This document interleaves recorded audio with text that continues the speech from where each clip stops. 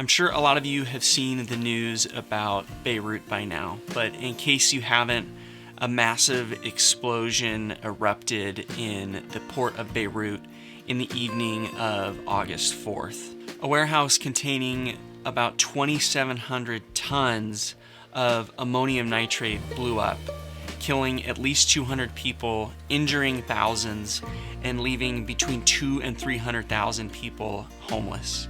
It's an absolute tragedy, and it's one that breaks my heart, not only for my friends in Lebanon, but because Lebanon is a place that means so much to me and has taught me a lot. So lately I've been doing a lot of reflecting on Lebanon and the amazing people that I've met there and who have become my friends and all of the things that they taught me. So I thought I would make this short video and share a few of the things that I learned from Lebanon. The first thing that I learned about Lebanon is that the people there are incredible, and they're strong, and they're resilient. In 1975, they started a brutal civil war that didn't end until 1990.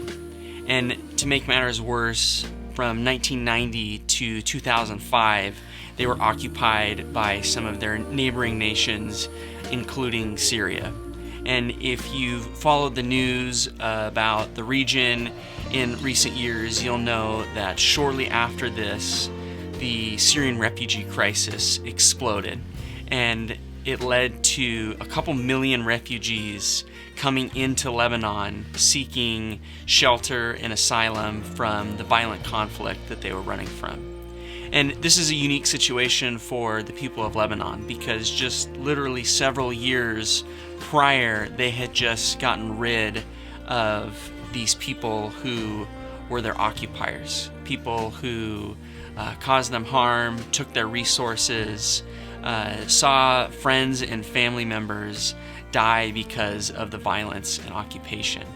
And so for the Lebanese people and for the church specifically to meet these people and take them in and protect them and offer them care is just something to me that was mind-blowing and speaks volumes about the level of resilience and compassion that these people have.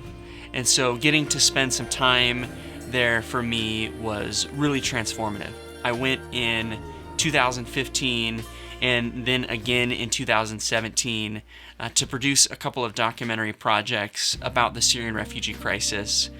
I got to sit with dozens of refugee families in their tents and interview them and hear about how they had escaped violence and murder and death and had fled to Lebanon. And at the same time, I also got to hear from different Lebanese people about not only the great work that they were doing in that country, but also the process of forgiving the Syrian people because they had seen loved ones die during the civil war and also during the occupation. And so for me, getting to witness truly loving one's enemy and coming to learn how to do that was just really impactful and really powerful. And so for me, I got to witness the strength and the resilience of Lebanese people getting to love their neighbors and at times even love their enemies. And so I know that with everything that's going on in Beirut, I have no doubt that my friends over there are going to be able to get through this. Reconciliation is at the heart of the gospel.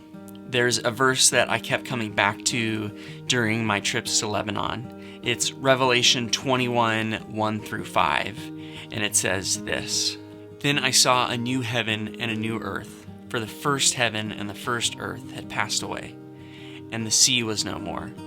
And I saw the holy city, New Jerusalem, coming down out of heaven from God, prepared as a bride adorned for her husband. And I heard a loud voice from the throne saying, 'Behold, the dwelling place of God is with man. He will dwell with them, and they will be his people, and God himself will be with them as their God. He will wipe away every tear from their eyes, and death shall be no more. Neither shall there be mourning, nor crying, nor pain any more, for the former things have passed away. And he who was seated on the throne said, Behold, I am making all things new. For me, this connects directly to what's going on in Lebanon, not only when I was there with the Syrian refugee crisis, but what's going on in the aftermath of the explosion in Beirut right now. If God is a God who is in the business of reconciling and renewing all things, then our work towards that should be in anticipation of that. And so if renewal and reconciliation are at the heart of the gospel, then it's exciting to see that the church in Lebanon is doing that and is carrying that mission out. So often our faith can become this personal, private, individualistic thing that becomes about a transaction and a disembodied place rather than the eventual renewal of all things. So to my friends in Lebanon and in Beirut, know that one day that your home is going to be made new, that this isn't the end. And also know that I'm committed to working towards that with anticipation with you. For me, getting to go to Lebanon was a great challenge and something that I learned a lot personally just as a filmmaker. And I really believe that stories should move us. And I don't just mean the types of stories we tell, but also the stories that we're telling should work on us. For me, getting to meet the people that I met there and getting to carry on those relationships after I left is something that has changed me, and it's also challenged me to put reconciliation into practice, to truly figure out what it means to love my neighbor and even to love my enemy. Getting to tell these sorts of stories is something that not only challenges me from a creative standpoint, but it also challenges me from a personal standpoint. And that's something that I will definitely carry with me for probably the rest of my life. When I went to Lebanon the first time in 2015, my dad gave me some advice before I left. He told me to take a journal and write in it as much as I could so that one day I could look back on it and remember those details. And so I took a journal. I didn't write in it every day. I honestly wish I did, but I wrote a handful of entries in it. And when I was thinking about everything that's going on right now in Beirut and reflecting on everything that happened, I went back through my journal and found that I wrote this in 2015. Conviction with humility is like a tree planted by a stream. It has deep, well-fed roots that enable it to bend rather than become hardened.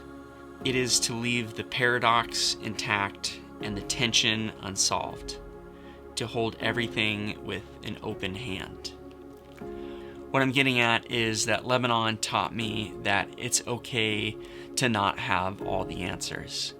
That yes, we need conviction with some humility, but ultimately that's going to produce a sort of faith that allows us to hold things in tension. The now, but not yet. The hope for a renewed future with the pain of everything that's going on around us. So to all the friends that I made in Lebanon, I want to say thank you. Thank you for the lasting impact that you've made on my life. I'm looking forward to the day when I can visit you again, hopefully sometime soon.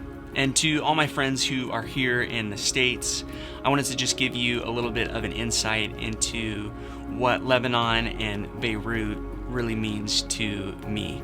I know there's a lot of need in a lot of ways that we can help our neighbors and invest in them and to help their relief efforts. So I'm going to leave a few links in the description below to some places that you can donate towards the relief efforts. The links that I'll be providing were given to me by a Lebanese friend who gave me some very good and trustworthy organizations. The first one that I'm going to leave is to Youth for Christ Lebanon, and they're the nonprofit that I produce the documentaries for. I know that they're doing a lot of work in Beirut right now.